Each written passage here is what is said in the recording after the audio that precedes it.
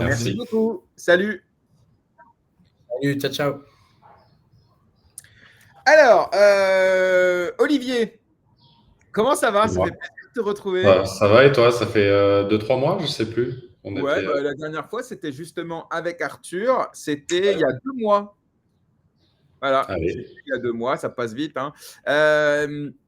Alors, je t'ai demandé de venir dans l'émission, de revenir dans l'émission Ouais. au moment de lancement du nouveau téléphone. Le premier s'appelait le Saga. Et là, Ouais. ils ont sorti le nouveau qui s'appelle Seeker. Et en fait, à ce moment-là, il s'est passé plein de trucs. Il y a eu donc ça, il y a eu ça, on va y revenir en détail. Il y a eu aussi l'annonce d'un nouveau token, le SKR. Il y a eu l'annonce d'une nouvelle architecture Web3 mobile qui s'appelle la Tipeee. Il y a eu aussi cette mise à jour majeure de l'algorithme de consensus de Solana qui, normalement, si j'ai bien compris, devrait être rentré en vigueur d'ici la fin de l'année et qui va permettre… Non, on précisera tout à l'heure. Je suis toujours bearish. Je me dis plutôt il faut décaler toujours 3-4 mois ce Ok, genre de tu as choses. raison. Les ETA en Bev, il faut toujours Ouais. les repousser. Mais en tout cas, Mais oui, dans les globalement, prochains ouais, c'est mois, ça. qui change fondamentalement l'algorithme de consensus de Solana. Donc, fini le proof of history, on passe à un nouveau dont j'oublie toujours le nom, mais on va le répéter 10 fois tout à l'heure, donc pas de souci.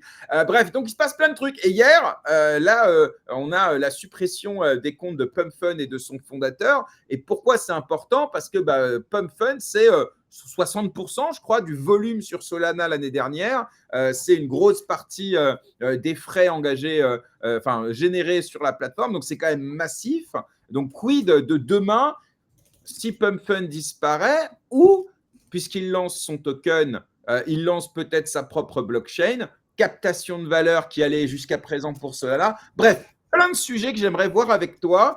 Et on va commencer peut-être d'abord, Olivier. Tu te présentes à ceux qui peut-être te Ouais. connaissent pas encore. Et ensuite, on va égrener tout ça tranquillou pendant une petite heure. Ouais, donc rapide présentation. Donc Olivier, je suis tech lead chez Solana Labs et dans l'équipe Solana Mobile. Donc c'est nous qui faisons à la fois des librairies open source pour mobile pour faciliter les transactions sur Solana, mais aussi on a, comme tu l'as dit, 2 téléphones. Un premier qui a été lancé en 2022, Saga, et le nouveau qui va commencer à shipper début août, qui est en cours de production et qui s'appelle Seeker. Donc nous, globalement, on s'attaque au marché mobile parce qu'on a vu une opportunité de grossir fortement sur le mobile. Tout le monde a un téléphone aujourd'hui et la plupart des blockchains, bizarrement, ne focusent pas sur le mobile. Donc nous, c'est une des stratégies principales de Solana Labs, c'est avoir un focus mobile. Donc effectivement, au travers de plusieurs conférences, notamment Accelerate, qui était fin mai, c'est ça, ou début mai, je sais plus. On a fait plusieurs annoncements, donc le fait qu'on allait shipper en début août, mais aussi notre token natif qui s'appelle le SKR. Et également, donc il y avait 2 parties. Il y avait une partie plus focus produit qui était la deuxième partie, une partie plus focus validateur, etc., tooling, infrastructure, où des chercheurs ont présenté Alpenglow, le nouveau consensus qui va tourner d'ici 6 à 9 mois sur Solana, effectivement. Ok, très bien. Donc pour moi, tu es la personne parfaite quand il s'agit de parler de cela. En fait, ce que j'aime chez toi, mon Olivier, et c'est l'avis que je reçois aussi des personnes qui nous suivent, c'est que c'est ton humilité et ta capacité à pas être un maxi un peu bébête, à dire que tout va bien. On t'avait reçu à l'époque d'une panne, par exemple, d'un problème et tu l'avais, voilà, tu avais reconnu et tu as fait des débats avec des mecs qui n'étaient pas forcément pro Solana et avec vraiment ouverture d'esprit et nuance dans tes propos. Donc, c'est pour ça que pour moi, voilà, si je dois recevoir quelqu'un sur Solana sans tomber dans le Solana boy, entre guillemets, dans le mauvais sens du terme, bien sûr, eh bien, c'est toi et merci à chaque fois d'accepter mes invitations. Alors, donc, on va commencer puisqu'on a plein de sujets. D'abord, si tu veux bien, j'aimerais qu'on commence par Alpenglow, justement. Ouais, allez. Si tu veux bien. Comme ça, on va parler un peu infra, là, pour le coup, de Ouais. Solana. Donc, peut-être, pour ceux qui nous écoutent, rapidos, qu'est-ce que c'est aujourd'hui le Proof of History, voilà. Et puis ensuite, on va parler de cette proposition, justement. Ouais. J'aimerais commencer aussi par le contexte parce qu'il est assez drôle. Donc en fait, historiquement, c'était des chercheurs de ETH Zurich, alors pas du tout related à Ethereum. ETH Zurich, c'est une université et ils ont des chercheurs, aussi des professeurs-chercheurs. Mais en tout cas, ils sont très spécialisés dans la blockchain.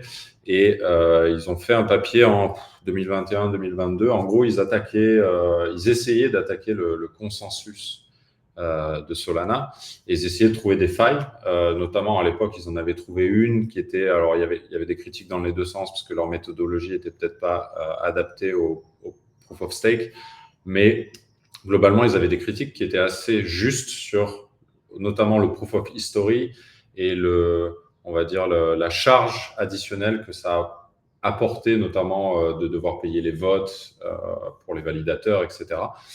Donc, ils ont publié ce papier. Ils ont été assez critiques, même assez vocales sur Twitter, etc. Et là où Anatoly est toujours très fort, c'est qu'il a reconnu ses problèmes. Et en fait, il les a tout simplement embauchés, puisque pas de suite, mais globalement, quand Anza, spin-off de Solana Labs, donc Anza, c'est une des équipes qui s'occupe aujourd'hui de faire des validateurs, un logiciel de validation pour Solana.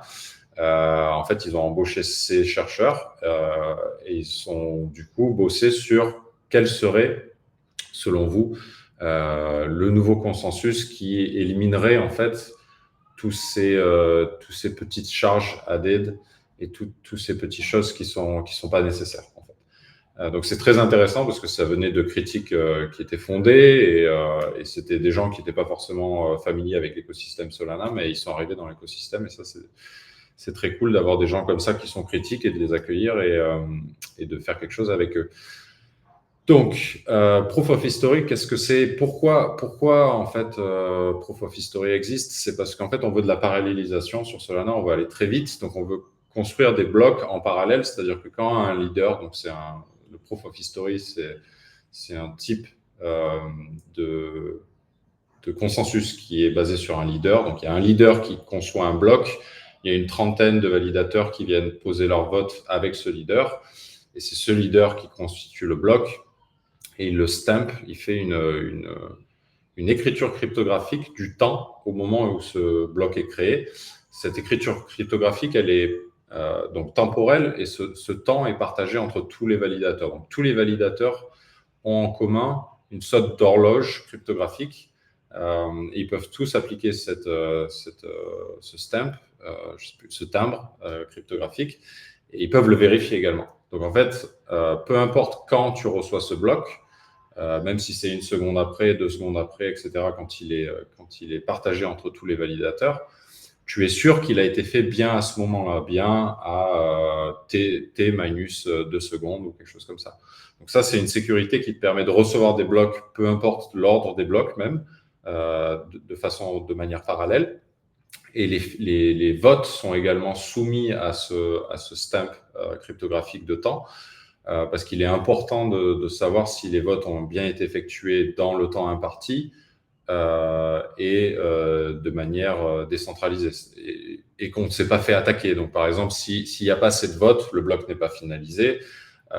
S'il y a des votes qui sont, on va dire, frauduleux, ils seront aussi soit non marqués par cette preuve cryptographique, soit ils seront erronés ou quelque chose comme ça. Donc, en fait, ça permet de vérifier que le bloc a bien été constitué à un temps donné et que les votes ont bien été effectués dans le temps imparti également, etc. Et donc que le bloc est finalisé. Donc, c'est un peu lourd comme procédure, mais ça permet de paralléliser, de recevoir des blocs dans n'importe quel ordre. La finalité totale qui en résulte, c'est 12 secondes, c'est-à-dire à peu près recevoir plus de 80% des votes, plus de 70% des votes en vérité, et de partager ces blocs entre tous les validateurs pour que tous les validateurs l'aient. Donc c'est un peu lourd, et c'était la critique principale de cette équipe de recherche de ETH Zurich. Là où ils ont été très forts, c'est qu'en fait, ils ont décomposé le problème en plusieurs parties, donc en 2 parties notamment. Ils ont dit, en fait, pourquoi vous avez besoin de Proof of History ? C'est parce que le gossip actuel, donc le gossip, c'est la manière dont les validateurs se parlent pour partager les blocs, justement, qui sont finalisés. le Gossip qui était implémenté avec Proof of History, pour eux, n'était pas assez performant. Et donc, il fallait Proof of History parce que certains validateurs reçoivent des blocs plus tard, etc., etc. Et donc, en fait, ils ont bossé sur cette partie-là en premier pour débloquer des cas d'usage ensuite. Donc ça, cette partie, ça s'appelle maintenant dans Alpenglow Rotor. En fait, ça permet de relayer les datas entre les validateurs de manière totalement flat, donc plat. Donc en gros, ce qui se passe, c'est qu'on va avoir toujours un leader qui va constituer les blocs. On va ensuite avoir la trentaine de validateurs qui votent avec ce leader. Et ces trentaines de validateurs sont maintenant, avec Alpenglow et avec Rotor, en charge de partager à tous les autres validateurs en un round, donc directement, ces blocs-là. Ils le partagent d'une façon un peu spéciale, ça s'appelle les Erasure Coding. Donc c'est une technologie similaire au QR code, ce qui est bizarre à dire, mais en gros, si tu veux, tu découpes ton bloc en 100 parties et tu envoies un peu toutes les parties à un peu tout le monde. Et ça, chaque validateur en charge de ce relais va faire un peu la même chose. L'erasure coding, ça veut dire quoi? Ça veut dire que quand tu les partages en 100, tu ne fais pas 100 parts égales, tu fais des parts qui se chevauchent un peu. Et donc, en fait, pour reconstituer un bloc, tu en as besoin de recevoir que 70%.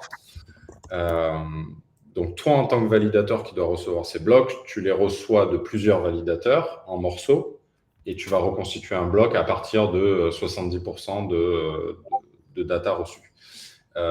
Ce que ça permet deux choses. Ça permet d'éliminer cette finalité à 12 secondes parce qu'en fait, tu reçois ces blocs de manière directe. Encore une fois, c'est flat, c'est-à-dire que ce n'est pas un validateur qui va parler à un autre, etc. Il va pas y avoir plusieurs rounds de communication. Il va y avoir un seul round de communication entre 30 validateurs et les 1000, 2000, 3000 autres. Donc ça, c'est un round, c'est super rapide aujourd'hui avec la fibre, etc. Ça met moins de 100 millisecondes dessus. Et puisque tu reçois plusieurs parties de plusieurs validateurs, la preuve cryptographique qui vient avec ces parties, c'est que, OK, en fait, tous ces validateurs ont bien voté à ce moment-là, etc. Donc, tu n'as plus besoin de ce timbre cryptographique temporel pour dire, OK, le bloc est valide parce que tu reçois plein de parties de plein de validateurs et donc, tu sais que tes 30 validateurs ne sont pas corrompus, sinon tu serais en faute. Ça permet une deuxième chose, ça permet d'éliminer aussi les voting fees qui sont une grosse critique de Solana. Donc, les voting fees, c'est environ par époque un sol par validateur. Donc, c'est assez énorme, surtout avec le prix, parce que ça ne se reflète pas forcément. Donc, c'est pas une fee qui est dynamique, malheureusement. Donc, en fait, plus le market cap de Solana est haut, plus c'est un prix qui est assez haut pour les validateurs, surtout quand un nouveau validateur veut entrer dans l'écosystème, on va dire. Pour ceux qui sont déjà implantés, ça va encore, mais pour les nouveaux, c'est un peu un problème.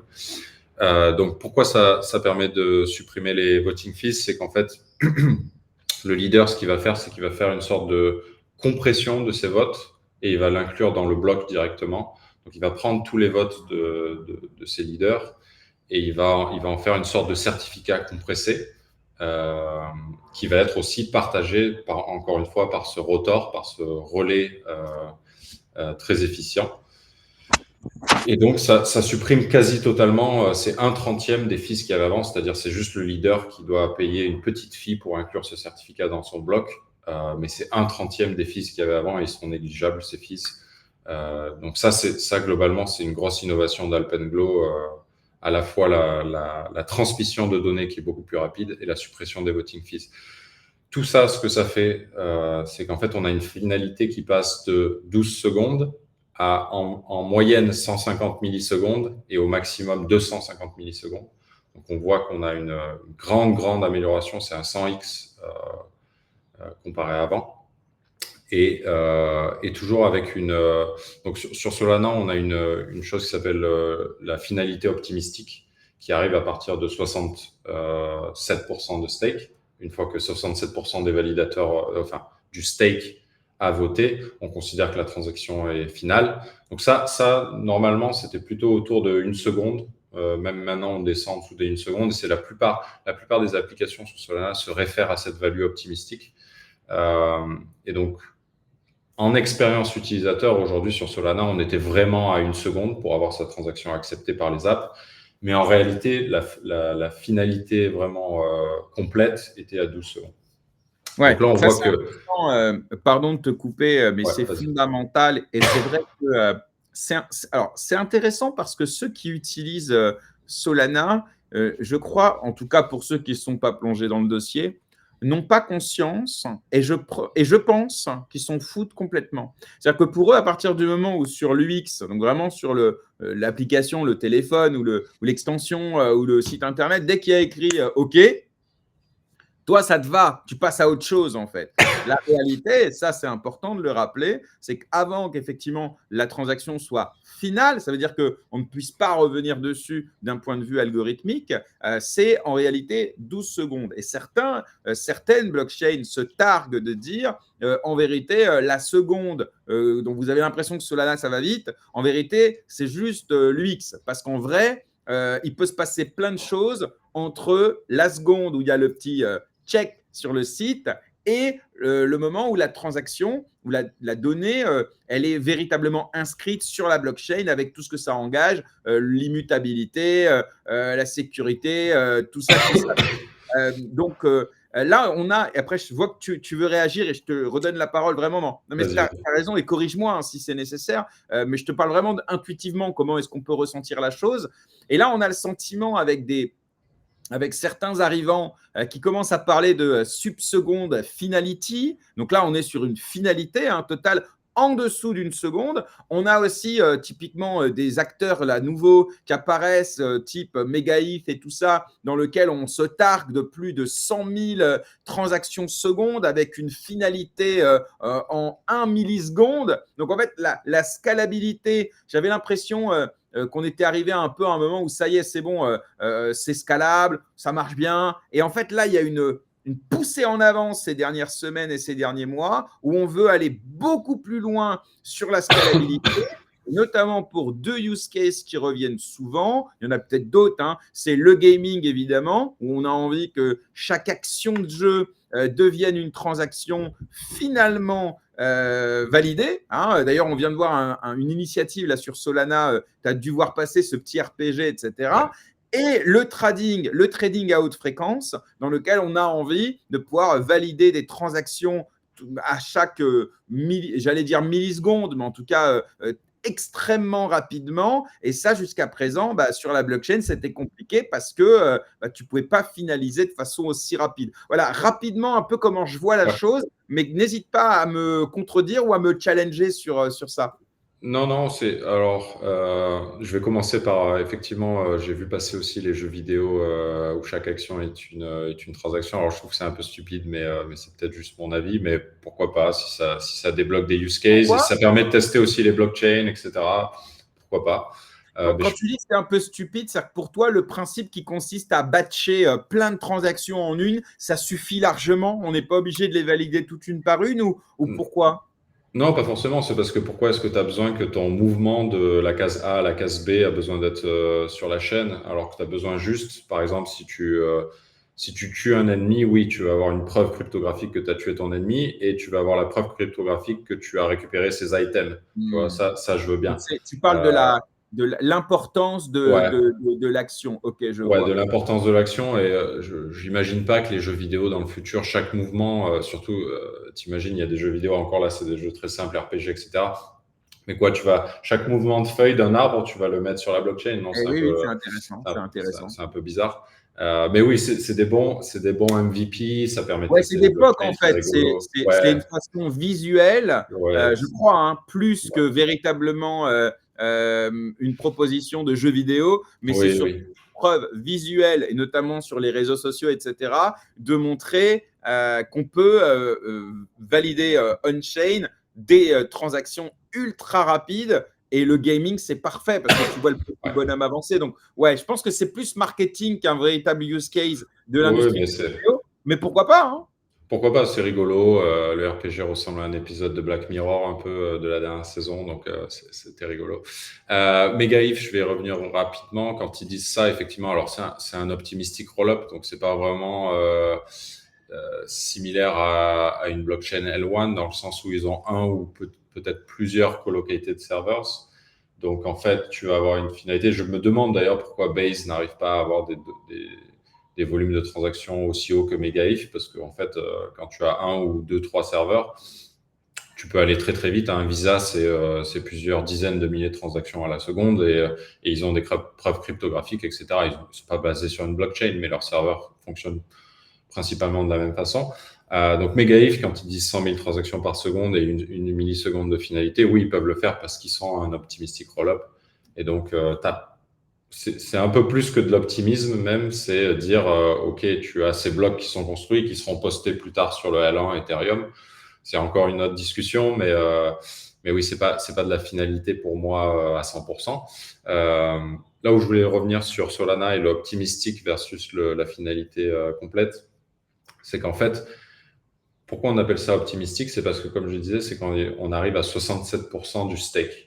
Donc, quoi qu'il arrive, en fait, même si tous les autres validateurs qui ont les 33 autres pourcents du stake votent non, ben, en fait, le bloc ne sera pas rollout parce que tu as déjà la majorité.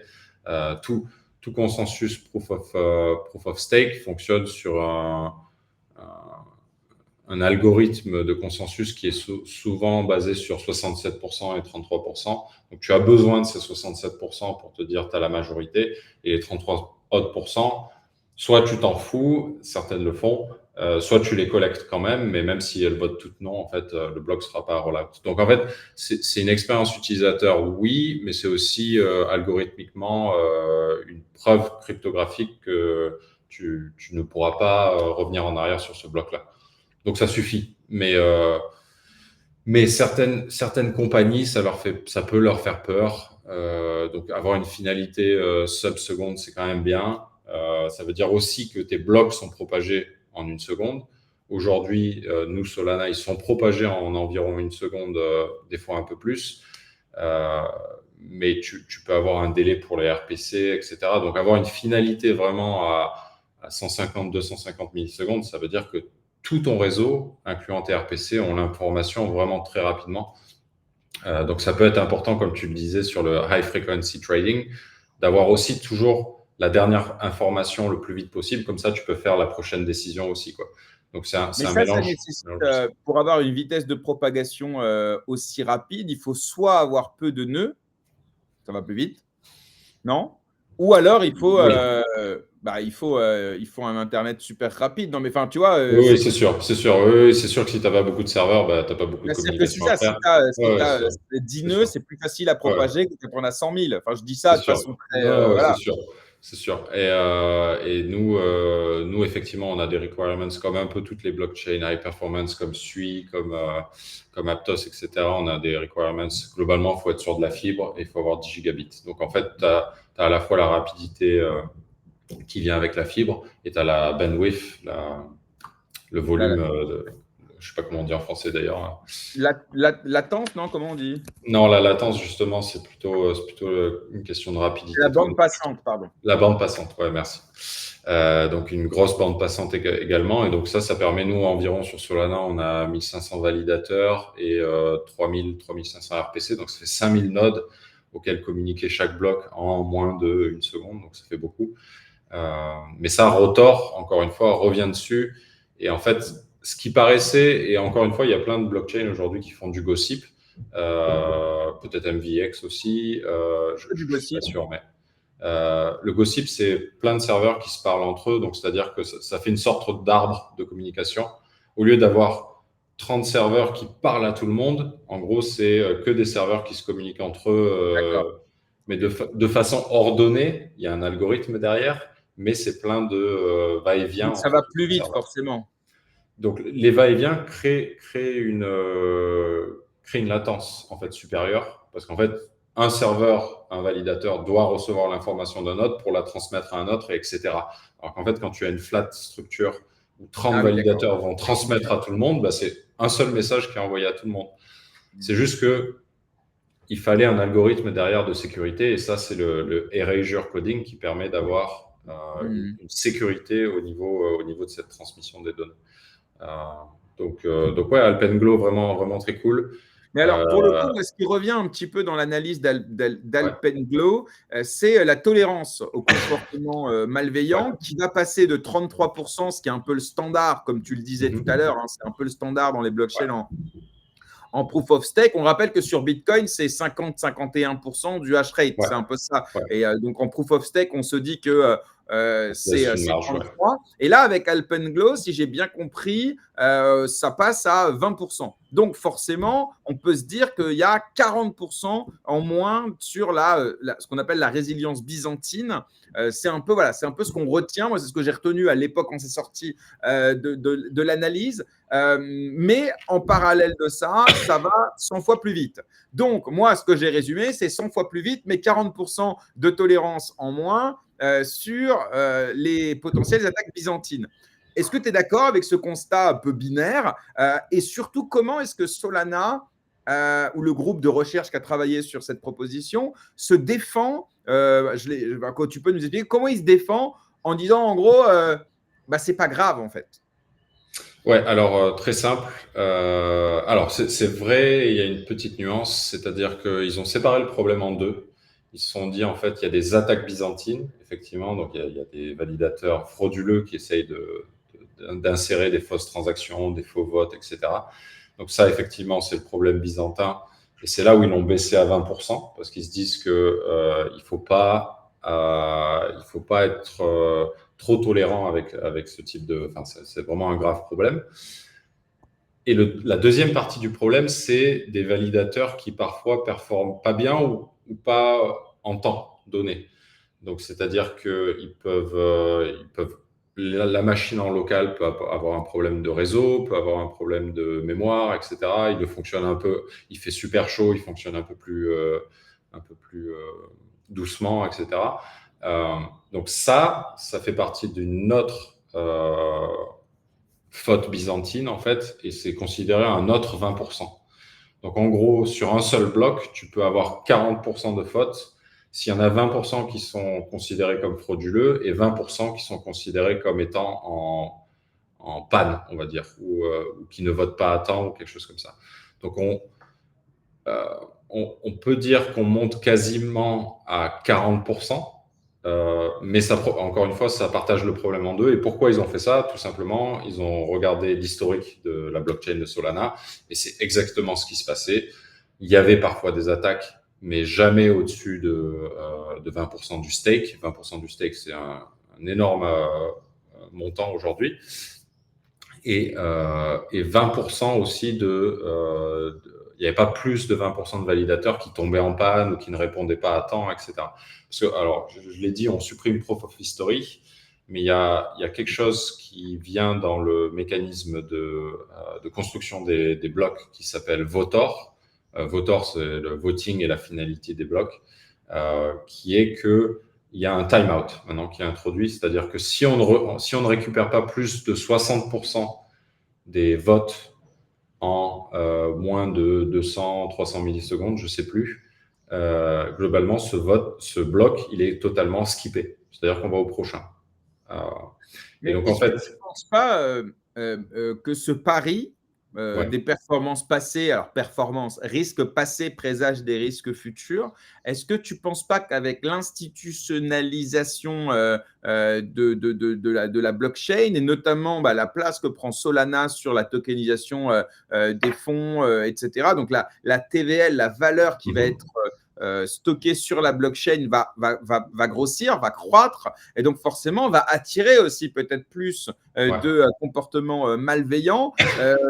Et donc, si vous vous êtes dit, en gros, voilà, 20%, c'est un seuil par rapport à l'historique de la blockchain qui est largement acceptable, etc., quid si demain, justement, le taux de comportement malveillant dépasse ça? Est-ce que ça ne pose pas un risque? Et tout ça, pourquoi? Pour faire un x100 qui finalement, ça va être important en termes d'expérience utilisateur, hein, bien sûr, mais du point de vue des institutionnels, typiquement, peut-être que 20, est-ce que c'est pas un risque trop important? Ou est-ce qu'on pourrait revenir Euh, dessus rapidement? Parce que tu vois, parlons des cas dans lesquels l'hypothèse retenue est finalement pas la bonne. je prendrais le problème dans le sens inverse, dans le sens où, au final, il faut aussi 80% des votes pour faire ce bloc final. Donc, à l'inverse, contrairement aux autres BFT, on, on a besoin de plus de votes pour mettre le bloc final et il ne sera pas finalisé tant qu'il n'a pas ce 80%. C'est-à-dire que si au premier round de vote, il arrive à 60, il continue, mais il faudra qu'il soit finalisé sur le prochain round de vote. Donc, c'est à l'envers, en fait. Donc, le 20% est plus résilient que le 37%. Parce qu'en fait, il faut prendre l'inverse. Il faut prendre le 80%, qui est la finalité du bloc. Et donc, ce edge case que j'ai mentionné, donc si on arrive à prouver qu'il y a 20% du réseau qui en fait n'arrive pas à répondre à temps ou qui sont offline ou etc. Là, effectivement, on peut constituer un bloc à 60 puisque ce 20%-là est offline, mais globalement, on restera à 80% du vote, à 80% du stake, et donc il faut ces 80% pour finaliser. Donc c'est plus sécure que 67% nécessaire aujourd'hui. Donc moi, je vois plutôt le problème à l'envers où c'est presque plus résilient à 20 plus 20 qu'à 33 basé sur du rien du tout. Enfin, sur du rien du tout. Basé sur, on ne sait pas s'il n'a pas voté à temps ou s'il n'a pas voulu voter parce qu'il était malicieux ou quelque chose comme ça.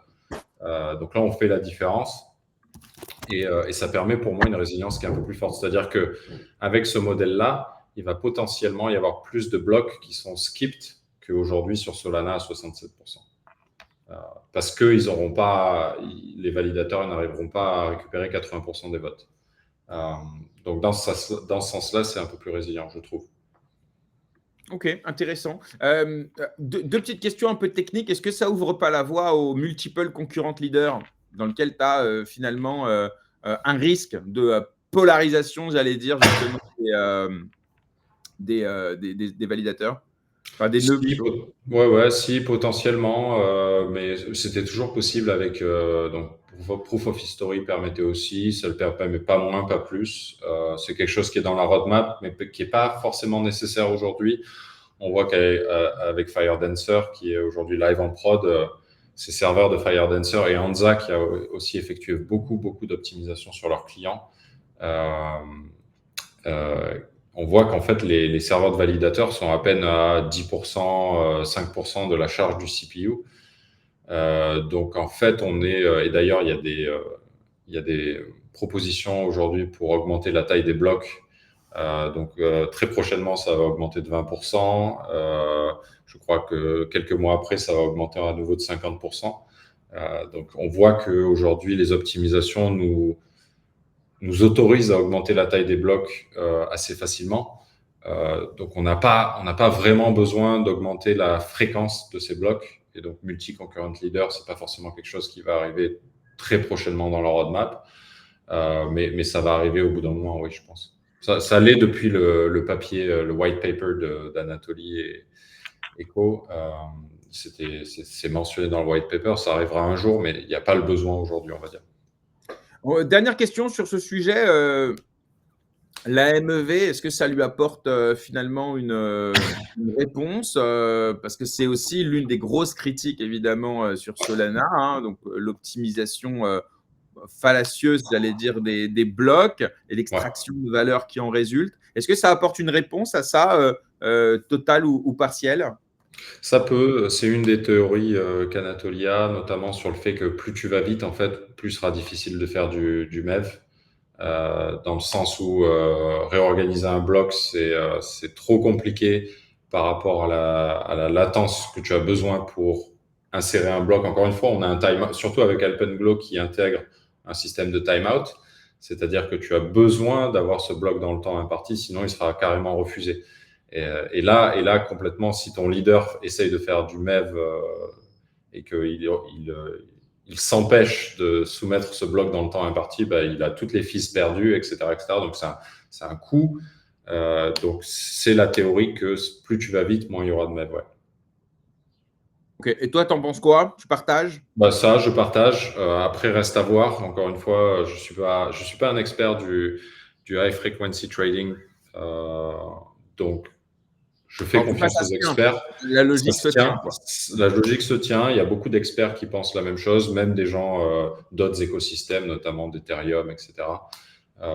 Donc, je pense que ça se tient. À voir sur la réalité, parce que c'est un peu toujours la chasse euh, entre les pirates Bah oui. les, Il y en les a toujours un piratiers. qui a un coup d'avance, quoi. Mais pendant Voilà, donc combien de temps? pendant combien de temps, etc., etc. Ils trouvent toujours des nouveaux algorithmes, des nouvelles façons de faire. Donc, je suis optimistique, on va dire, comme les roll-up, mais, euh, mais Ok. je reste à voir. Et Eh ben, oui, sur merci. l'implémentation, comme je disais, Alpenglow, je pense que ça arrivera plutôt début 2026, pour être Ouais. réaliste. Ok, excellent. Bah, écoute, merci. Maintenant, on y voit plus clair et on comprend aussi un peu mieux. Et merci d'avoir répondu aussi à ceux qui, peut-être de façon un peu facile, ont souhaité voir les mauvais côtés. Il y en a des bons, il y en a des moins bons, mais c'est un compromis. De toute façon, en technologie, surtout quand tu dois faire avec le trilemme de la blockchain, bah, tu es obligé à un moment donné de faire des compromis. Merci pour ça. On va passer maintenant à la deuxième partie, une partie que je sais qui te tient à cœur, c'est la partie mobile. Ouais. Alors, si on revient un peu sur l'histoire de Solana avec le mobile et donc le hardware, ça a, dans mes souvenirs, à peu près, je crois, ça a 1 an en vérité, ou peut-être un petit peu plus, non? Peu plus.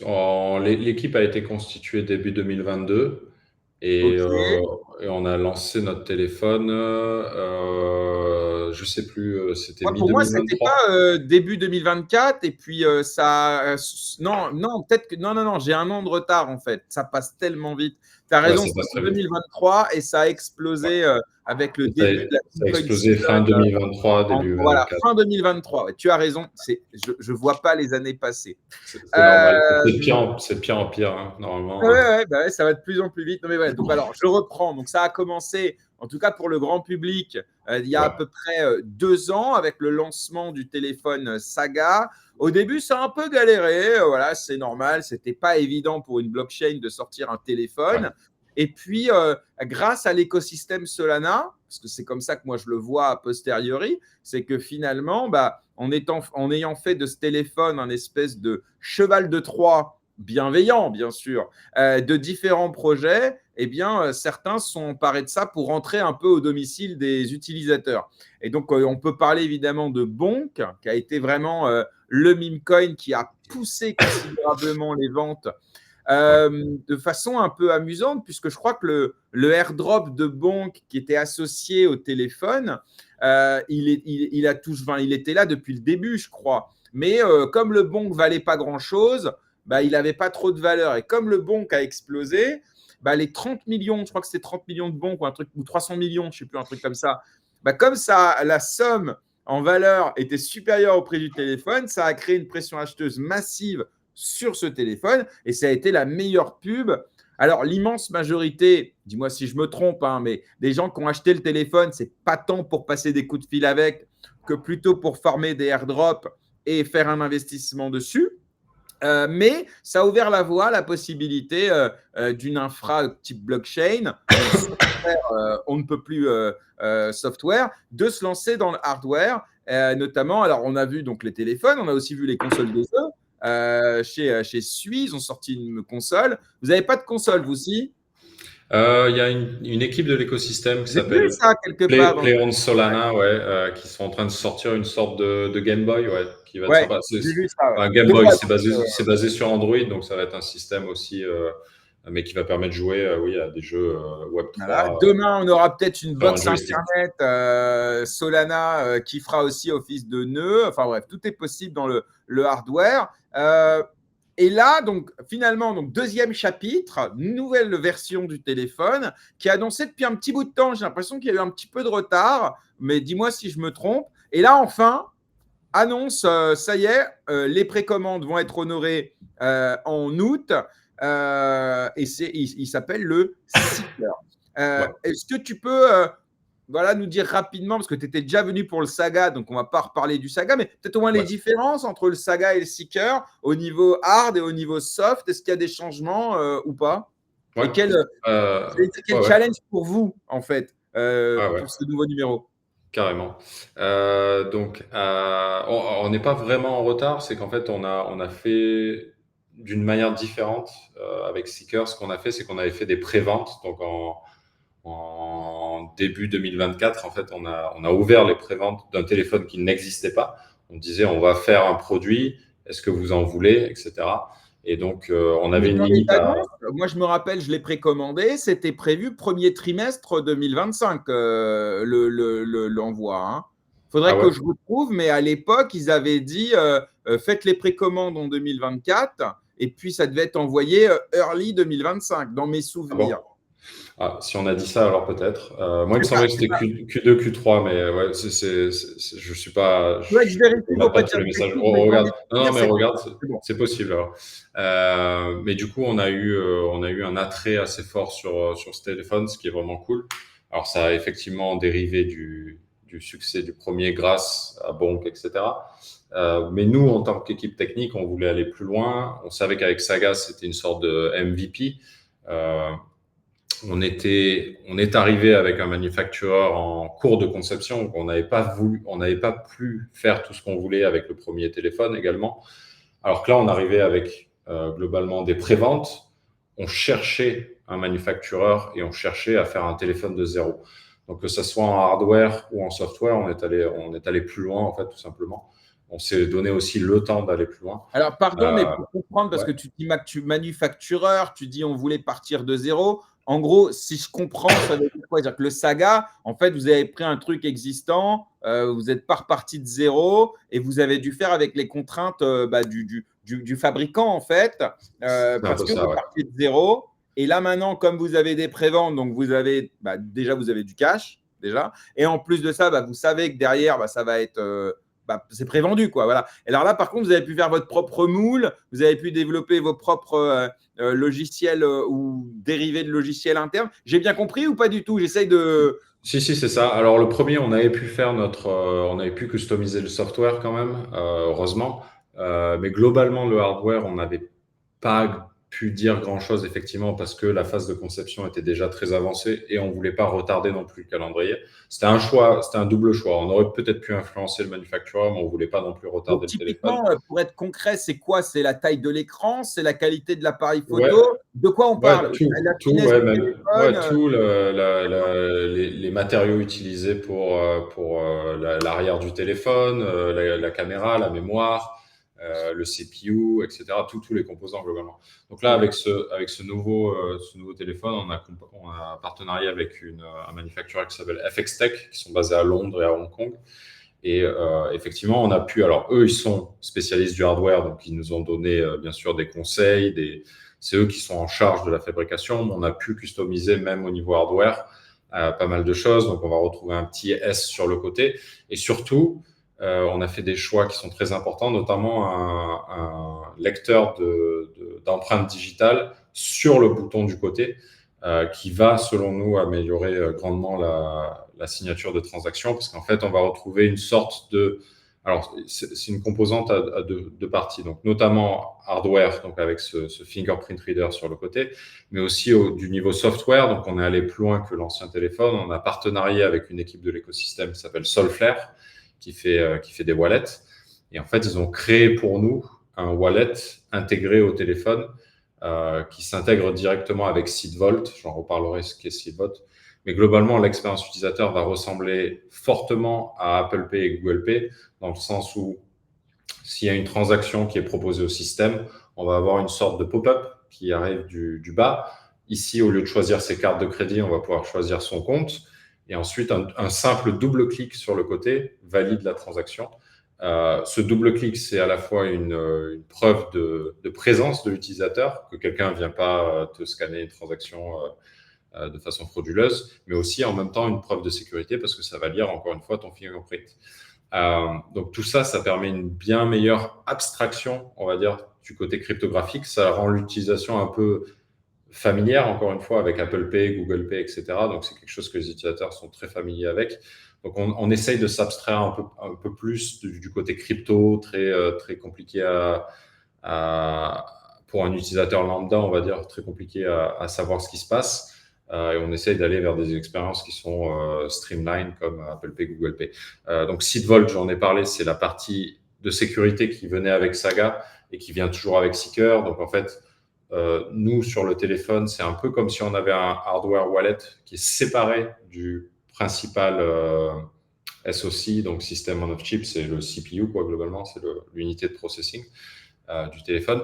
Elle est séparée, elle a sa propre mémoire, etc.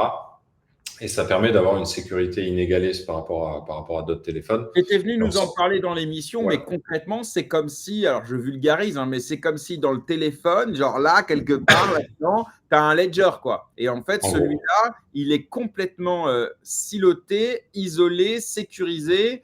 Ça me fait un peu penser, mais dis-moi si je dis n'importe quoi. Tu sais, là, ils font de la pub un peu Samsung avec, tu sais, genre ton espèce de cloud, mais privé, complètement isolé, auquel tu es le seul à avoir accès, crypté, je sais pas quoi, pour que tes données privées, tes photos, tes trucs et tout, eh bien, même Samsung ne peut pas y accéder, etc. On a un peu cette demande de privacy un petit peu là-dessus. C'est un peu ça ou pas du tout?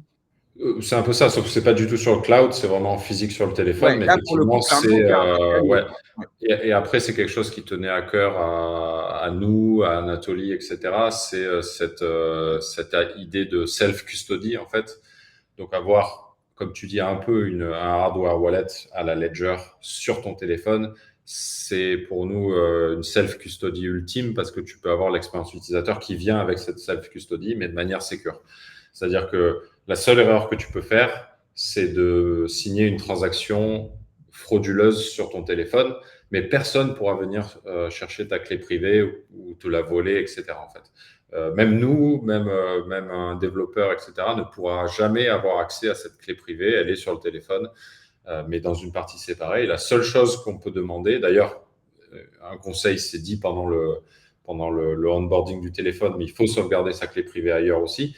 Parce que si tu perds ton téléphone, s'il se casse, etc., tu ne pourras vraiment pas récupérer cette clé privée. Elle est vraiment enfermée dans ce SeedVault et on ne peut demander que des signatures ou la clé publique ou des choses comme ça. Donc, personne ne pourra accéder à cette clé privée. Donc ça, c'est une expérience self-custody qui est pour nous ultime parce que ça permet quand même d'avoir une expérience utilisateur qui est très forte. Pas avoir à connecter à ton PC, ton Ledger, etc., ce genre de choses. Au-dessus de ça vient, comme avant, en fait, on a un protocole de communication qui s'appelle Mobile Wallet Adapter, qui est un protocole de communication entre les apps et ce wallet. C'est le même qu'avant, d'ailleurs, les apps n'ont pas besoin de mettre à jour leur application. Mais globalement, ça permet aux applicatifs, on va dire, j'installe Jupyter, l'application native sur mon mobile. Je viens signer un swap entre du Bonk et de l'USDC. Et en fait, ça permet à Jupyter de venir demander au wallet, au système finalement, de faire apparaître cette pop-up en bas et de me demander de signer la transaction.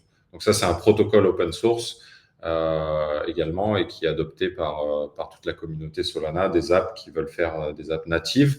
C'est compatible avec le web aussi, donc les mobile web apps peuvent aussi soumettre les mêmes transactions au système, etc. On a des SDK en Kotlin, Java, React Native, Flutter, etc. Un peu tout, et même Unity, Unreal Engine 5, etc. Donc, on couvre que ce soit les applicatifs natifs, cross-platform et aussi les jeux vidéo. Donc, ça nous permet de proposer aux développeurs, en gros, une nouvelle plateforme de développement complète. Et c'est le mobile. Donc, en fait, tu peux faire du développement Web3 natif sur mobile, ce qui est impossible sur aucun autre écosystème aujourd'hui, comme on le disait, avec Sui peut-être qui fait une console de gaming, mais c'est. Mais moi, sinon, j'ai entendu parler, alors dis-moi, peut-être j'ai n'importe quoi, mais Swift. Ouais, Swift, c'est un langage de programmation pour iOS. Voilà, donc ça, pour le coup, aujourd'hui, il y a des initiatives blockchain pour permettre de développer en Swift et justement de faire du développement Web3 mobile. Ça existe déjà. Il y a une différence avec cette nouvelle architecture que vous développez? Ouais, ça existe un peu. La grosse différence, c'est qu'il va falloir faire. Alors, c'est dangereux pour deux raisons. Je vais les évoquer, mais globalement, ce qui va se passer, c'est il y a des SDK qui existent, Wallet Connect, etc., qui te permettent effectivement de faire du développement iOS et d'avoir un wallet in-app. Alors, qu'est-ce que ça veut dire un wallet in-app? Ça veut dire que c'est l'application qui va venir sauvegarder ta clé privée. Alors, tout va bien si tu utilises ce wallet comme un hot wallet, c'est-à-dire que c'est juste ton compte de gaming et tu vas jouer au petit monstre, tu récupères des tokens, des rewards, etc. Et tu l'envoies à un moment à ton main wallet qui est lui stocké de façon sécurisée, etc. Mais globalement, là où il y a beaucoup de gens qui se trompent, c'est qu'ils considèrent ce wallet après comme un vrai wallet et qu'ils l'utilisent ailleurs sur d'autres téléphones, sur un PC, etc. Là où ça devient dangereux, c'est qu'en fait, l'application devient en fait un moyen de self-custody parce qu'ils sont en train de te sauvegarder un compte cryptographique, un account, quoi. Et donc, en fait, ils sont en charge de la sécurité de ce compte. Donc, c'est dangereux pour le développeur parce que si jamais il y a une fuite de données, s'il y a un hack, etc., c'est eux qui seront tenus responsables. C'est dangereux pour l'utilisateur parce qu'il ne devrait pas le considérer comme un vrai wallet que tu peux utiliser sur plusieurs environnements, etc. La deuxième dangerosité, c'est aussi que sur iOS, tu n'as pas accès de façon… en fait, que ce soit Android ou iOS, Google et Apple ne te laissent pas accéder aux espaces sécurisés de stockage des données. Passkey, Keychain, etc. Ça ne te permet pas de stocker, notamment Solana, la courbe cryptographique n'est pas la même. Et donc, ces systèmes ne te permettent pas de stocker les clés privées. Donc, en fait, tu vas te retrouver avec une clé privée qui est en mémoire du téléphone. Tout va bien jusqu'au jour où tu as un hack sur le téléphone. On appelle ça des zero day. Il y en a eu une sur iOS. iOS, on a beaucoup moins que Android, historiquement. Mais il y en a eu une récemment, il y a 1 an, etc., où en fait, simplement envoyer un SMS avec des chaînes de caractères bizarres, ça débloquait le téléphone et ça permettait d'accéder à la mémoire du téléphone. Donc, c'est quelque chose qui existe aussi sur iOS, qui existe encore plus malheureusement sur Android, vu son historique et sa fragmentation de téléphone. Donc, pour moi, c'est dangereux parce que c'est stocké en mémoire et ça fait devenir le développeur un moyen, et l'app, un moyen de self-custody. Et c'est pas leur rôle, c'est pas leur expertise d'être des wallets, en fait. Et donc, c'est là où notre solution, je pense, est supérieure. C'est-à-dire que nous, on dit, OK, on vient avec une solution sécurisée de stockage de tes clés privées. On vient avec un wallet au-dessus qui permet d'avoir une expérience utilisateur très bonne. Et toi, tes apps, tu es juste en charge de dire s'il te plaît, signe-moi cette transaction. S'il te plaît, signe-moi cette transaction et c'est tout. Et tu n'es pas en charge d'avoir un wallet. Tu n'es pas en charge de sécuriser les fonds d'un utilisateur. C'est une grosse différence. Ouais. Ok, intéressant pour les développeurs qui nous écoutent. Alors, autre annonce importante, c'est le lancement d'un token, un nouveau token dédié, j'allais dire, à l'écosystème mobile de Solana. Alors, intuitivement, j'imagine que les détenteurs de Sol ont dû être un peu déçus parce que finalement, il peut y avoir une cannibalisation de la valeur. Et pourquoi un nouveau token alors que finalement, ça aurait pu donner une utilité nouvelle à la crypto Sol? Est-ce que ça, vous l'avez eu dans la commu, des gens qui disent pourquoi un nouveau token? Ou est-ce que ça a tout de suite paru évident que ça ne pouvait être qu'un nouveau token? Ouais, non, on n'a pas eu cette critique. J'avoue que c'est la première fois que je m'entends. Alors, ça peut être justifié si on comprend peut-être pas ce qui est tip-in et la nouvelle économie qu'on essaye de créer. Alors, globalement, il faut reprendre le problème de départ, c'est qu'en fait, aujourd'hui, tu as un duopoly avec Google et Apple qui ne veulent… Ça dépend des moments, il y a des vagues un peu, mais globalement… Là, ça va mieux, là, j'ai Ça l'impression. va un peu mieux, mais ils veulent pas entendre parler de crypto. Des fois, oui, des fois, non. Des fois, c'est l'NFT, des fois, c'est la DeFi, etc. Donc, les développeurs savent pas vraiment quand, comment, est-ce qu'ils vont pouvoir publier leurs apps, etc. Donc, c'est le problème de départ, c'est venir déranger ce duopoly. Et déranger, c'est de plusieurs façons. Peut-être qu'un jour, ils adopteront nos technologies ou des technologies équivalentes et on sera très content. Mais en attendant, pour pouvoir les déranger, il faut faire notre propre téléphone, encore une fois. Pour pouvoir les déranger, il faut faire nos propres SDK, open source, etc. et qu'il y ait une adoption de ces technologies. Donc, ça, c'était le problème de départ et comment on l'a solvé. Aujourd'hui, par contre, si on reproduit ce que fait Apple et Google, c'est-à-dire d'avoir un store où c'est nous qui acceptons les applications, si le protocole ne se décentralise pas plus, le protocole mobile, je veux dire, en fait, on va juste devenir un nouvel acteur de l'écosystème Android ou Apple, ou etc. Donc, on va devenir un nouveau Apple et Google avec des règles qui sont centralisées, un comité de décision qui est représenté par nous ou quelqu'un chez Solana, chez Solana Mobile. Et c'est quelque chose qu'on ne veut pas. Donc, en fait, la solution la plus simple pour aller sur la décentralisation, c'est de créer une économie. On voit que c'est quelque chose qui marche très bien dans les écosystèmes DePIN. Donc, DePIN, ça stand for Decentralized Physical Infrastructure.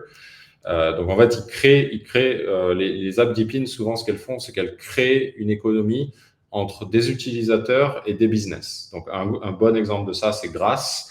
Grass, globalement, il y a plein d'applications qui veulent venir scraper Internet, c'est-à-dire lire les websites, etc.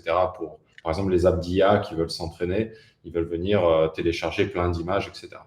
Le problème, c'est qu'ils se heurtent à des limites d'IP, etc. Donc, Grass vient et dit, moi, j'ai une communauté d'utilisateurs qui ont tous des connexions Internet différentes, des IP différentes, etc. Donc, je vous mets en relation, je crée une économie et crée une économie grâce à ce token Grass. Donc, les business viennent payer pour de la bande passante, des IP, etc. Les utilisateurs prêtent leurs IP, leurs bandes passantes, et tu as un token au milieu qui sert à rémunérer une partie vis-à-vis de l'autre. Donc, c'est très simple. Nous, TeaPin, c'est un peu similaire. On a même un acteur en plus. Donc, TeaPin, ça veut dire Trusted Execution Environment Protocol Incentives. Donc, c'est un token qui va servir des incentives à la communauté. Et la communauté, elle est composée de 3 parties aujourd'hui. On a les utilisateurs du téléphone, on a les développeurs d'applications et on a les manufactureurs. Donc, nous, c'est aussi une volonté dans le futur d'avoir plusieurs manufactureurs de téléphones. Et c'est pour ça que d'ailleurs la plupart de nos SDK sont open source, qui sont adaptables à n'importe quel téléphone, etc., etc. Donc, je ne peux pas encore en dire trop sur comment va être utilisé ce token, mais globalement, on va essayer de recréer cette économie à partir de ces trois parties dans la communauté et d'avoir quelque chose d'unique qui permet de décentraliser cet écosystème. On voit qu'on a des plus-values qui n'existent pas sur d'autres téléphones parce que comme nous, on a accès à ce Secure Element, on se sert d'une certaine façon pour stocker les clés cryptographiques, les clés privées, mais on peut s'en servir aussi de plusieurs façons. Donc, cet élément cryptographique, on peut s'en servir pour attester du téléphone, de son état, etc. Et donc, en fait, un des gros problèmes qu'on retrouve, pas que dans le Web3, dans le Web2, ça existe aussi, mais beaucoup d'apps se font farmer, c'est-à-dire qu'il y a des faux utilisateurs ou alors c'est des vrais téléphones, mais qui sont connectés avec un câble USB et quelqu'un fait tourner un script qui clique sur l'app, etc. Donc, tout ça, on peut prouver, nous, avec nos téléphones, cryptographiquement, que le téléphone n'est pas mal utilisé et que c'est un vrai utilisateur derrière avec un vrai fingerprint, une vraie empreinte. Et c'est une valeur ajoutée pour les développeurs d'applications et pour les manufactureurs qui est immense. Et c'est quelque chose qu'on va essayer de baser l'économie autour d'eux. Et c'est donc pour ça que ça s'appelle le Trusted Execution Environment. C'est exactement ça. Le TI, c'est cette partie qui est sécurisée et cryptographiquement et qui permet d'attester de certaines choses. Nous, on peut s'en servir pour attester de l'état du téléphone, de son utilisation, etc. Ça, c'est une grosse plus-value pour les développeurs et pour les manufactureurs. Donc, on espère, encore une fois, baser une économie là-dessus. On fera des annonces plutôt vers la fin de l'année, je pense, autour de, peut-être Q3, Q4, on va dire, autour de qu'est-ce qu'on compte faire avec ce token et à quoi il va servir, etc. Mais pour nous, c'était évident qu'il fallait un token natif. Sol, aujourd'hui, c'est pas fait pour ça. Sol, c'est le token natif de la blockchain. Ça sert à écrire des données sur la blockchain et les utilisateurs le stake, etc. Nous, notre incentive, c'est pas du tout le même. On va pas avoir des validateurs Solana, on va avoir une économie qui se crée entre ces différents acteurs. Donc, c'est complètement différent et il fallait un token pour le faire. Et on le voit d'ailleurs, ça marche très bien dans le DePIN, donc on se sert de choses qui marchent très bien. Ok, très clair là-dessus. Et d'ailleurs, justement, tu m'as parlé d'open source, ça m'intéresse. L'idée pour vous, c'est vraiment de de développer, j'allais dire, une nouvelle architecture dont tout le monde va pouvoir s'emparer. Est-ce que vous n'avez pas peur justement que certains en dehors de Solana s'en inspirent et que finalement on vous pique un peu l'idée, on voit celui qui s'intéresse à la partie hardware, ou est-ce que c'est votre philosophie de vous dire de toute façon ça fait partie du jeu et comment vous êtes c'est quoi votre mantra justement sur la partie concurrentielle? C'est ça, ça fait partie du jeu. Et puis, on est des développeurs en interne qui aiment tous l'open source. On pense que les bénéfices de l'open source, notamment en termes de les gens peuvent nous aider, les gens peuvent review aussi en termes de sécurité, ça fait une sorte de transparence de ces layers. Et pour les audits, notamment, etc., c'est les plus-values, les bénéfices de l'open source pour nous sont supérieurs aujourd'hui à tout garder en secret. Et dans tous les cas, les autres écosystèmes, ils vont bien aller sur mobile. C'est pas des technologies qui sont révolutionnaires non plus. Quelques-unes sont quand même bien foutues. Il a fallu du temps pour les développer, mais c'est pas des trucs inachevables. Donc, au pire, si Sui, Aptos, Ethereum adoptent nos spécifications et nos logiciels open source, je pense qu'on sera plutôt content parce que ça fera un standard et que ça permettra d'avoir une bonne expérience mobile et de builder sur toutes ces blockchains des expériences mobiles qui sont bonnes, quoi. Donc non, on est plutôt content d'être sur un modèle open source. Ça, c'est github.com/solana-mobile, je crois, ou peut-être Solana mobile en un seul mot, je ne sais plus. Et vous retrouverez toutes nos librairies là-bas. Ok, dernier petit point que j'aimerais voir avec toi.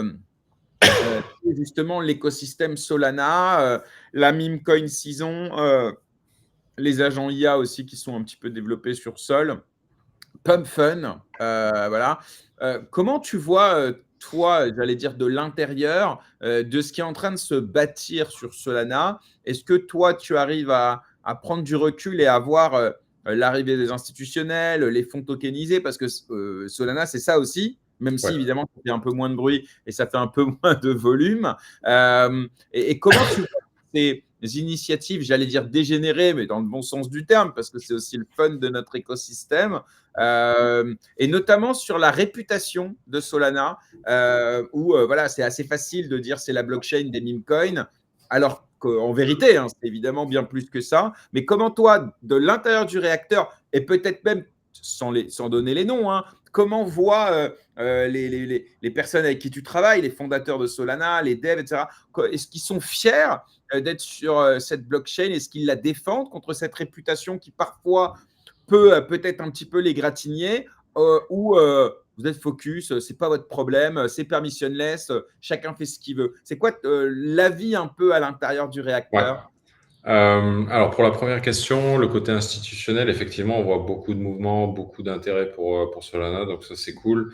Les choses publiques, c'est Circle qui mint de plus en plus d'USDC avec Solana, Visa qui fait un test de transaction intercontinentale avec Ethereum et Solana notamment.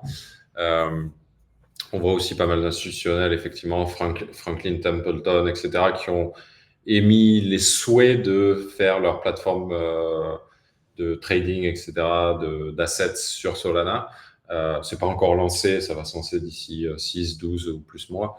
Mais effectivement, ça va mener des choses institutionnelles. Donc ça c'est pour moi un bon point. Ça veut dire que Solana est considéré comme une blockchain sûre. C'est vrai qu'on a connu dans le passé, il y avait des problèmes de résilience, on va dire, au réseau. Donc maintenant, on en est un peu sorti de ça, même si on n'est toujours pas à l'abri. On n'est pas dans une configuration multi-client. Agave, le client principal, reste très majoritaire. FireDancer commence à avoir des parts, mais même 2 clients, c'est pas assez. Il en faudra un 3e, un 4e. Donc on n'est pas dans une situation comme Ethereum où on a 4 clients qui se battent pour le stake, et ce qui est très bien. Mais on voit ce côté institutionnel qui arrive, donc ça c'est vraiment très cool. À côté de ça, effectivement, on voit le côté plus degen, donc Pump.fun, etc. Moi, je ne suis pas forcément utilisateur, mais en termes techniques, je pense que c'est un très bon test pour la résilience du network, pas dans le sens panne, etc., mais plus pour le sens on processe des milliers de transactions à la seconde et ça marche bien. malgré que ça soit derrière, ça reste un peu du gambling ou ça reste des achats un peu, on va dire. Moi, je suis un peu un DJ, mais je vais pas si loin dans le côté degenerate et tout. Mais je comprends que certaines personnes aillent dessus. Il y a toujours des gamblers à droite à gauche, donc ça m'étonne pas beaucoup. Je suis pas fan, mais par contre, ça permet de tester l'infrastructure, donc c'est plutôt cool. Ça apporte des milliers de transactions par seconde, c'est fluide, etc. Donc ça nous permet de découvrir. C'est pas moi en particulier, parce qu'encore une fois, je travaille pour l'équipe mobile, mais les ingénieurs qui travaillent sur l'infrastructure et les validateurs, ça leur permet de découvrir les faiblesses du réseau et de les améliorer au travers du temps. Donc ça c'est très précieux. Et tu pourrais pas le faire de manière. On voit que les tests synthétiques en lab sont toujours loin de la réalité. Il y a toujours des choses inattendues auxquelles tu penses pas. Et donc en fait d'avoir in real life, d'avoir des choses comme ça qui se passent, c'est plutôt bénéfique pour la santé du réseau. Après pour le côté, effectivement, la chaîne Memecoin, etc. Tu sais, en 2022-2023, on était la chaîne des NFT. Et les NFT, ça n'allait jamais durer et machin. Bon, effectivement, c'est un peu mort. Mais maintenant, plus personne nous appelle la chaîne des NFT. Maintenant, on est la chaîne des Memecoin. Non, mais j'allais dire même, pardon de t'interrompre, en vrai, vous avez été aussi la chaîne de FTX.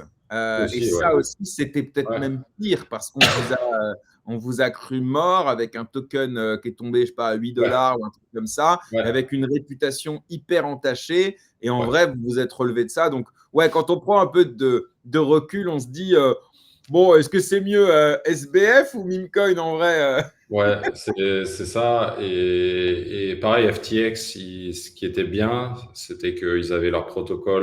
Donc en fait, leur order book était on-chain avec quelque chose qui s'appelait Serum. Donc ça nous apportait beaucoup de transactions, effectivement. Donc quand FTX est mort, c'était non seulement un choc médiatique, on va dire, mais aussi un choc de transactions. Donc effectivement, le sol était moins burné, etc.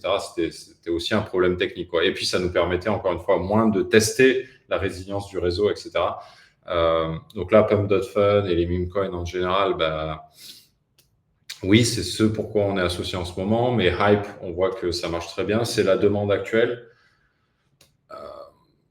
Je pense que soit ça va subsister, c'est-à-dire que les institutionnels vont un peu plus arriver et on va avoir des plateformes de trading un peu plus VT, quoi, on va dire, un peu plus officielles, et les gens vont se rabattre dessus. Pourquoi pas Robinhood, par exemple. Robinhood a aussi expressé le souhait de faire du trading on-chain, etc. Si tu as des gros acteurs actuels du trading qui se mettent sur les chaînes, ça va aussi, même si ce n'est pas des meme coin trade, mais ça peut être des vrais assets qui sont tradés sur les chaînes, ça va apporter beaucoup de volume. Donc, je pense que on pourra en reparler dans 1 an ou 2. Est-ce qu'on va rester la chaîne des meme coins? Non, peut-être que tout le monde va oublier. Il va dire, ah ouais, en 2024-2025, Solana, c'était que les meme coins, mais maintenant, c'est X ou Y. Ça évolue tellement vite, notre domaine, qu'en fait, on passe d'un état à un autre. Ce qui est bien à voir, c'est que Solana subsiste et évolue dans le temps, c'est-à-dire qu'encore une fois, effectivement, on était la plateforme des NFT, on était la plateforme de FTX, la plus grosse plateforme de trading qui était on-chain, enfin, leur order book était on-chain. Maintenant, on est la plateforme des meme coins. Ça fait plus de 4 ans et en fait, à chaque cycle, on a en tout cas une innovation qui tombe sur Solana et qui se fait utiliser de manière massive. Donc, ça veut dire qu'on continue à rester sur l'edge de la technologie et ça, c'est plutôt bon à voir. Non, c'est vrai que Ouais. les narratives, elles naissaient sur Ethereum à l'époque. Aujourd'hui, au moins depuis quelques années, elles naissent sur Solana. Et ça, c'est, je pense, important en termes d'écosystème d'être là où émergent ou en tout cas se développent massivement les narratives, entre guillemets, du moment. Mais on sait que l'écosystème évolue vite. Et donc, ma dernière question, ce sera ça. Ce sera, est-ce qu'il y a un écosystème concurrent qui, j'allais pas dire vous fait peur, mais qui se dit que peut-être il pourrait flipper justement Solana. Alors, on pense évidemment à Sui, mais on peut penser aussi à des Layer 2 qui aussi attirent pas mal de valeur. Est-ce que c'est un enjeu pour vous de rester là j'allais dire la troisième blockchain parce que y a Bitcoin, il y a Ethereum évidemment qui reste aujourd'hui voilà, ne serait-ce qu'en termes de capitalisation, la plus grosse, et d'être vraiment, d'ailleurs, je dis peut-être une bêtise, mais pour moi, vous êtes la 3e blockchain de référence, en tout cas du point de vue du grand public, ou est-ce que c'est un détail et que vous avez une vision? Non, il y a XRP, BNB, ouais, mais j'ai l'impression vraiment que Sol est en termes d'adoption, en termes de réputation. Disons que pour les développeurs, ouais, c'est probablement la Ouais, 3e ou même la 2e, peut-être. ouais. Alors, est-ce que c'est une volonté de nous? Je ne sais pas si on y réfléchit vraiment, mais oui, on est en compétition avec tout le monde. Et on voit même aujourd'hui, par exemple, Hype qui surgit de nulle part, un peu, et qui fait en fait une sorte de on-chain order book. En fait, c'est un sexe déguisé en index parce que leurs ordres, etc., sont sur une chaîne. Donc, on voit que ça prend peut-être un peu des parts de marché à Solana, et je vois un intérêt qui s'agrandit sur faire que ça soit possible sur Solana également, la même chose. Ça l'était à l'époque avec Serum, encore une fois, et FTX faisait un peu quelque chose de similaire. Donc, on voit un intérêt qui revient sur ça, sur Solana, mais c'est aussi des mouvements d'écosystème, c'est-à-dire que Pump.Fun, on l'a pas créé, quoi. Il est arrivé sur Solana et il était rendu possible sur Solana parce que c'était un bon mélange de liquidité, de rapidité, etc., etc. Pareillement, là, sur l'écosystème, oui, il va peut-être falloir faire une ou deux optimisations. Il va peut-être que certains ingénieurs d'infrastructure fassent des outils pour repermettre, encore une fois, d'avoir des order books très performants et très utiles sur Solana. Mais globalement, ce que je vois, c'est qu'on s'adapte très vite. Donc ça, c'est plutôt positif. On est un peu toujours en mode startup, quoi. C'est-à-dire que, OK, l'écosystème a des besoins, bah, il faut y répondre. Donc ça, c'est plutôt des points tactiques, on va dire. Et au niveau stratégique, en fait, la stratégie reste très simple. C'est les 4 lettres, là, increase bandwidth, reduce latency. Et on voit que on attaque des deux fronts, pour moi, d'une façon très bonne. On a des équipes qui se sont concentrées sur la bandwidth, notamment Jump avec Firedancer, et des équipes qui s'attaquent à la latence, ce dont on a parlé, Alpenglow avec les équipes d'Anza. Donc en fait, quand les deux vont être mergés, quand on va augmenter la taille des blocs, etc., on va arriver dans un mode où Solana restera une des blockchains les plus performantes au monde. Et donc, c'est notre credo. On veut être une ou voire la blockchain la plus rapide du monde. Bien sûr, il y a des back and forth. Celui nous passe un peu devant, on repasse devant, etc. Mais c'est plutôt pas mal d'avoir des compétiteurs aussi parce que ça permet de te motiver et d'avoir de pas virer, on va dire, sur ton chemin.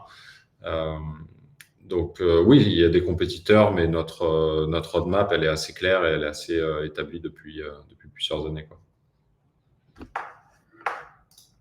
Ok, bah écoute, très clair, Olivier. Merci. Je pense qu'on a fait le tour, non? Qu'est-ce que tu en penses? Ouais, c'était pas mal, hein. Dans les grandes lignes, évidemment, on aurait pu passer 1 heure ou 2 sur chaque sujet, mais on a essayé Ouais, de ratisser un petit peu large. Merci, ouais. Olivier, infiniment, de toujours prendre le temps de venir nous faire un petit point d'étape. Sans doute qu'on se revoit avant la fin de l'année pour y voir un petit peu plus clair. Ouais. Moi, je vais te souhaiter personnellement bonne chance pour la livraison du seeker et forcément des retours. Vous allez avoir des utilisateurs.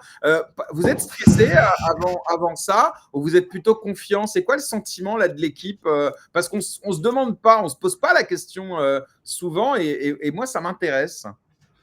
Ouais, on est content, on est vraiment très content. Encore une fois, on a pu faire un téléphone vraiment depuis zéro avec le manufactureur. On s'entend très bien.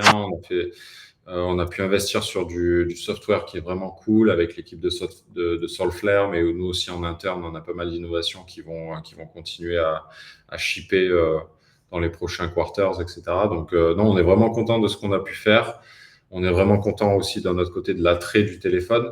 Donc ça a généré plus de 150 000 ventes, ce qui est quand même assez énorme pour un marché, ce qu'on pensait être un marché de niche, mais ça commence à avoir un fort attrait.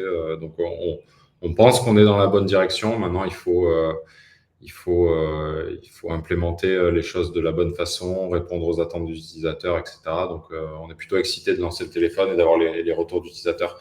Et pourquoi pas avoir un retour de MKBHD. On aimerait bien gagner un award aussi cette fois, mais pas le plus mauvais téléphone de l'année, peut-être un autre award. Eh ben, tu connais, c'est le reviewer américain hyper connu d'électronique. Oui. Et c'est tout le mal qu'on te souhaite, Olivier, pour ça. Est-ce que, allez, dernière question, je sais pas si tu vas me répondre, mais est-ce que vous êtes déjà en train de vous intéresser à une 3e version?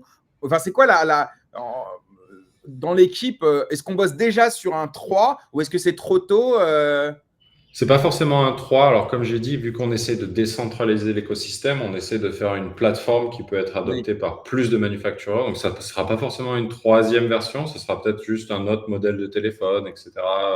On n'a pas encore de plan bien inscrit, mais ça va être plutôt, on essaie encore une fois de décentraliser et d'avoir plusieurs manufacturers, etc. Donc, on est plutôt vers cette vision-là. Parce que de toute façon, l'OS de base, c'est pas nous qui le concevons, c'est basé sur Android. Donc, on suit Android et on vient apporter notre customisation de plateforme de software pour permettre les choses cryptographiques, le support de la blockchain, etc., du wallet. Mais globalement, on essaye d'avoir cette plateforme sur plus de manufactureurs. Et pourquoi pas des gros manufactureurs, ça nous ferait très plaisir aussi dans le futur. Ok, très bien. Merci beaucoup, Olivier, pour tes réponses. Passe une excellente journée. Et Merci. puis, un bel été à toi, puisque je ne pense pas qu'on te reverra dans l'émission avant septembre. Mais voilà, encore merci d'avoir pris le temps de venir ce matin dans l'émission. À bientôt, Olivier. Merci à toi. Bon été. Salut. Ciao. Ciao. Cette émission est terminée. J'espère que vous avez pris autant de plaisir que moi à la visionner, que moi à l'animer. J'espère que vous avez appris plein de choses. Je vous rappelle que vous pouvez nous soutenir sur Tipeee. Le lien est en description de la vidéo YouTube, mais également en replay sur les plateformes de podcast. À partir de 1 €, vous pouvez nous soutenir et nous pousser à continuer à vous proposer ce type d'émission dans lequel on prend le temps, dans lequel on pose toutes les questions et dans lequel on essaie de s'intéresser aux enjeux fondamentaux de la blockchain en France, évidemment en Europe, mais aussi dans le monde. Je vous donne rendez-vous demain matin pour un nouveau numéro en anglais dédié à Multiversix. On parlera notamment de X-Genie. Et puis vendredi pour un nouveau numéro dans lequel j'aurai le plaisir de recevoir mon ami Joachim, avec lequel nous parlerons traçabilité on-chain, wallet abstraction et sans doute un petit peu de géopolitique. Voilà. N'oubliez pas de vous abonner, de mettre un commentaire, un pouce sur l'ensemble de nos réseaux. Et puis, je vous dis à très bientôt. Au revoir.